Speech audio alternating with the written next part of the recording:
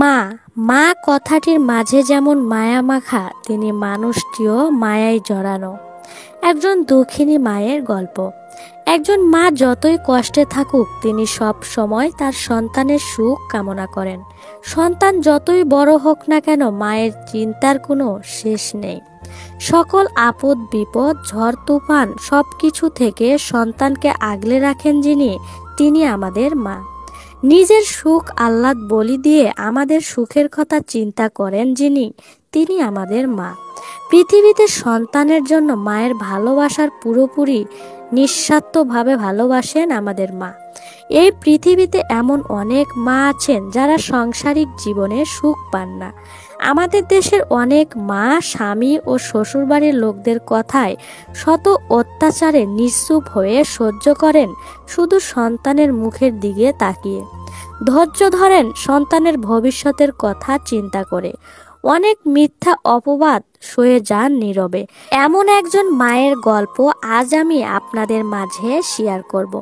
এই মা যে বাবা মার ঘরে জন্মেছে, তাদের খুব বেশি আদরের সন্তান ছিলেন। এতটাই আদরের ছিলেন যে তার সকল চাওয়া পাওয়ার কথা মুখ ফেটে বলার প্রয়োজন হয়নি। কোনোদিন তার আগেই সবকিছু সামনে হাজির করা হতো। তিনি জন্ম নেওয়ার পূর্বে 10 বছর নিঃসন্তানহীন ছিলেন তার বাবা মা, আর এ কারণে আদরের কোনো কমতি ছিল না। তার বাবা মা তাকে লালন পালন করেছেন মাটিতে পা ফেলতে না দেওয়ার মতো করে, যাকে বলে মাথায় তুলে রাখা। তার বাবার আর্থিক অবস্থা খুব ভালো ছিল। গ্রামে এক নামে তাদের বাড়ির পরিচিতি। উচ্চশিক্ষায় শিক্ষিত করেন মেয়েকে। এক পর্যায়ে পাশের বাড়ির এক মহিলার কথায় ঢাকায় স্থানীয় এক ছেলের হাতে তুলে দেন আদরের মেয়েকে। ঢাকায় বিয়ে দেওয়ার আগে বাবা ভাবেন, আমার মেয়ে শহরের লাইটের আলোতে থাকবে, ফ্যানের বাতাসে ঘুমাবে। আমাদের গ্রামে কারেন্ট নেই। ছেলের ব্যাপারে খুব বেশি খোঁজ খবর নেওয়া হয়নি। শোনা কথায় ছেলের সম্পর্কে সবকিছু ভালোই তো মনে হয়েছে। গ্রাম থেকে বিবাহ বন্ধনে আবদ্ধ হয়ে শহরে আসা মাটির নাম রাবেয়া, বাড়ির বড় বউ। শহরের বাড়িতে সবাইকে আপন করে নেয় প্রথম দিন থেকেই। বড় বাড়ির মেয়ে হলেও ছিল না বিন্দুমাত্র অহংকার। বাবার বাড়িতে কোনো কাজ করেনি কোনোদিন, তাতে কি হয়েছে? শ্বশুর বাড়িতে এসে বসে থাকেননি। গুণবতী মেয়ে বলে কথা। একদিন জানতে পারলেন তার স্বামী সন্ত্রাসী নানান কার্যক্রমের মাঝে জড়িত। স্বামীর এ পথ থেকে ফিরিয়ে আনতে পারবেন বলে তার বিশ্বাস ছিল। নিজ বাবা মায়ের কাছে ব্যাপারটা গোপন রাখেন এই ভেবে যে বাবা মা জানলে কষ্ট পাবে, চিন্তায় রাতে ঘুমাতে পারবে না। একদিন দুদিন করে এভাবে পেরিয়ে যায় অনেক দিন, কিন্তু স্বামীকে অন্ধকার পথ থেকে পারেননি ফিরিয়ে আনতে। পারবেই বা কিভাবে? শ্বশুর শাশুড়ি তো এই পথের টাকায় ভাত খেতে কোনো আপত্তি নেই। যাই হোক, তার স্বামী একদিন আলোর পথে ফিরবে এমন আশা বুকে নিয়ে চলছিল তার জীবন। একদিন তার কোল আলো করে জন্ম নেয় ফুটফুটে একটি ছেলে সন্তান। নিষ্পাপ সন্তানের দিকে তাকিয়ে তার হতাশ মন খুঁজে পায় জীবনের নতুন মানে। সন্তান জন্ম নেওয়ার কয়েক মাসের মাথায় তার স্বামী এক অপরাধে পুলিশের হাতে ধরা পড়ে, জেল হয়। পর্যায়ে তার বাবা মায়ের কাছে কোনো কিছুই আর গোপন থাকে না। মেয়েকে বাড়িতে ফিরিয়ে নিয়ে যেতে আসেন, কিন্তু তিনি স্বামীর সংসার ও সন্তান ছেড়ে বাবার সাথে যান না। জেলে যাওয়ার পর শ্বশুর শাশুড়ির হাতে স্বামীর টাকা দেওয়া বন্ধ হয়ে যায়।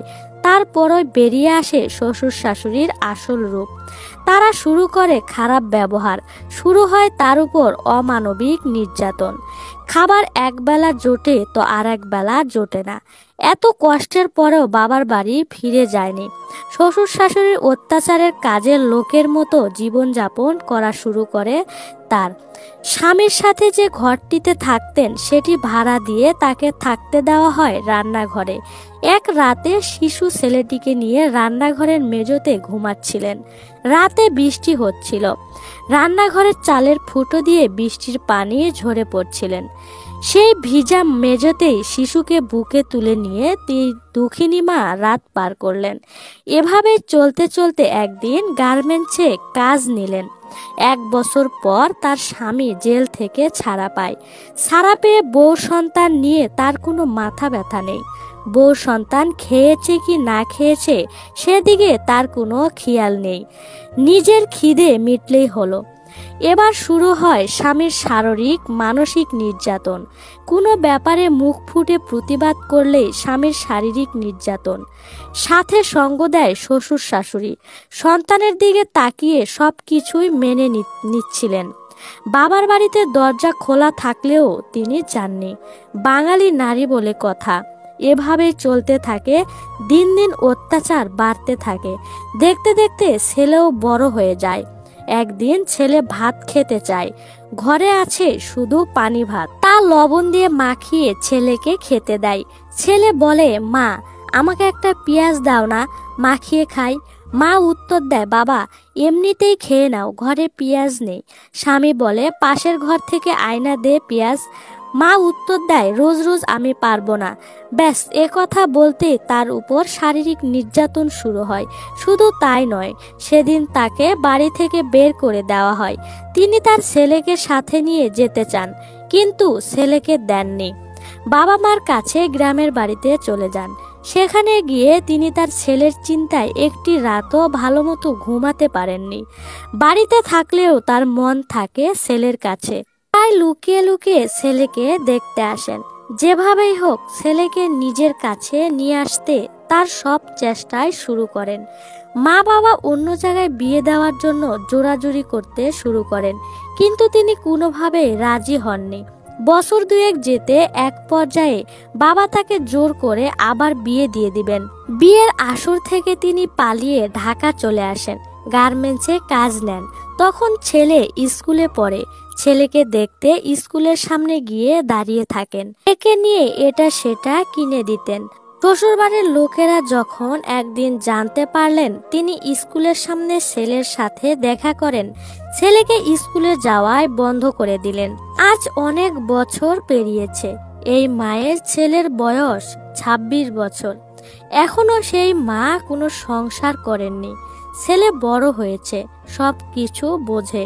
মায়ের সাথে তার নিয়মিত যোগাযোগ হয়, কিন্তু ছেলেকে তার মতো করে মানুষ করতে পারেনি বলে তার দুঃখ হয়। প্রিয় বন্ধুরা, আমাদের সমাজে এখনো অনেক এরকম দুঃখিনী মা আছে, যারা তাদের নিজের জীবনের বিনিময়ে তাদের সন্তানের ভবিষ্যৎ বানিয়ে দিয়েছে। চিন্তা করেনি তাদের ভবিষ্যতের কথা, তাদের জীবনের কথা।